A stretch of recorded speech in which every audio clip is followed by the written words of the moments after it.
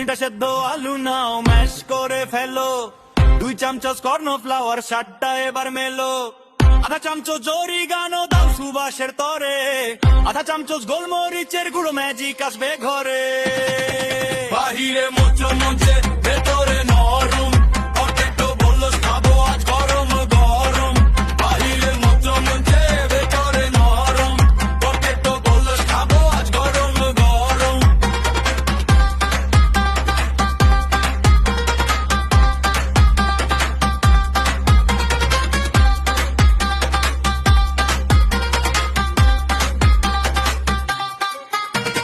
পরিমাণ মতো লবণ দাও, স্বাদ হবে ব্যালেন্স, অল্প ধনে পাতা কুচি দাও, রান্নায় আনো চ্যালেঞ্জ।